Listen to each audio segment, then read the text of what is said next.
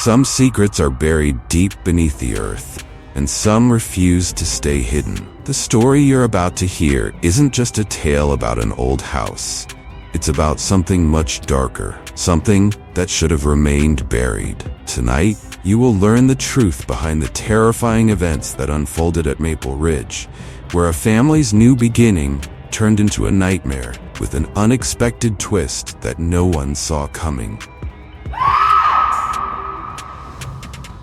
The Johnson family, Mark, his wife Lisa, and their teenage son Sam, were looking for a fresh start. They had recently moved to a small town in Oregon called Maple Ridge. It was a peaceful place, perfect for escaping the chaos of city life. They found a large, old house on the outskirts of town, surrounded by dense woods. The house had been on the market for years, but its low price made it irresistible. It was the perfect home, or so they thought. During the first few days, everything seemed fine. The house was old but charming, and the family was settling in nicely. Sam, however, couldn't shake the strange feeling he had about his room. He complained that it was too cold, even when the heating was on full blast. But his parents assured him that old houses often had drafts and there was nothing to worry about. Then, things started to change. It was the third night when Lisa first heard it. Faint footsteps coming from the attic. At first, she thought it was the house settling, but the sound was too rhythmic, too deliberate. When she asked Mark to check it out, he brushed it off. "The house is just old," he said, trying to reassure her. "We've been through worse, remember?" But as the nights went on, the footsteps became louder, more insistent. They would start at midnight and stop right before dawn. Always pacing, always moving. Lisa grew increasingly unnerved. She would lie in bed, heart pounding, waiting for the next set of footsteps. One night, unable to take it anymore, Mark decided to investigate the attic. Armed with a flashlight, he climbed the creaky stairs and pushed open the old, heavy door. The attic was filled with dust-covered furniture and forgotten boxes, but nothing out of the ordinary. But just as he was about to turn around, something caught his eye. A small wooden door at the far corner of the attic, half hidden behind a pile of old boxes. It looked like it hadn't been opened in decades. Curious, Mark cleared away the boxes and tugged at the door. It creaked open to reveal a small, cramped space. The air inside was damp, and the smell of mildew was overwhelming. He shone his flashlight inside and found something even stranger. A single wooden chair in the center of the room, facing the wall. Mark felt a chill run down his spine. There was something deeply unsettling about the room. He quickly shut the door and went back downstairs, telling Lisa that the attic was empty. But he couldn't stop thinking about that chair. Why was it there? Who had put it there? And why? The next morning, Sam came downstairs with dark circles under his eyes.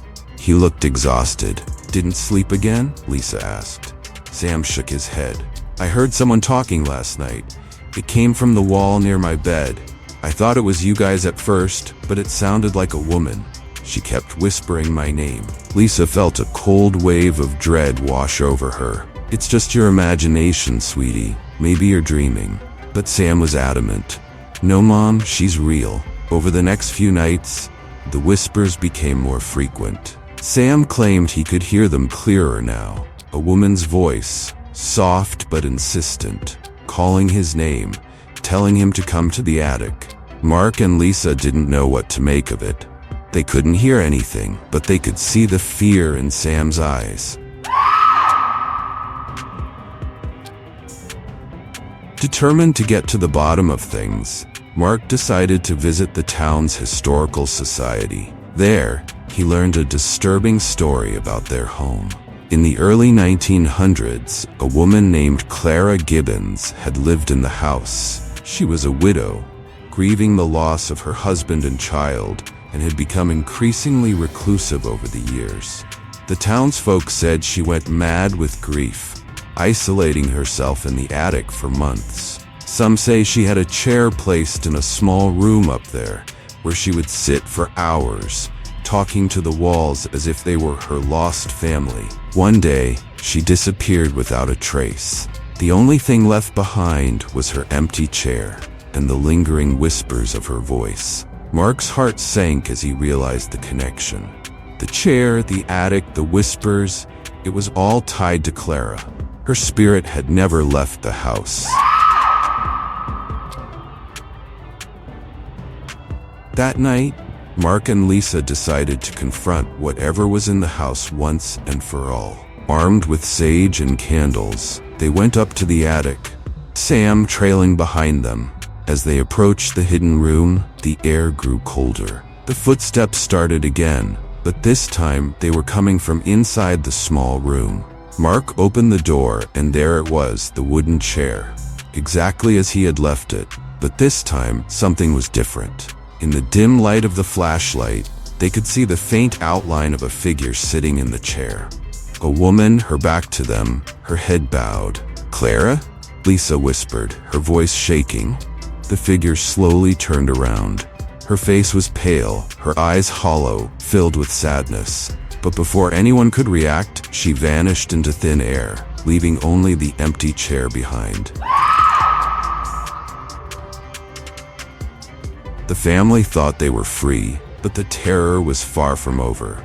The following day, as they packed to leave the house for good, Lisa found something shocking under Sam's bed, a set of old dusty toys. They were worn and clearly decades old. When she asked Sam where he got them, he looked confused. "I didn't put those there," he said. "She did." Mark and Lisa froze. "Who?"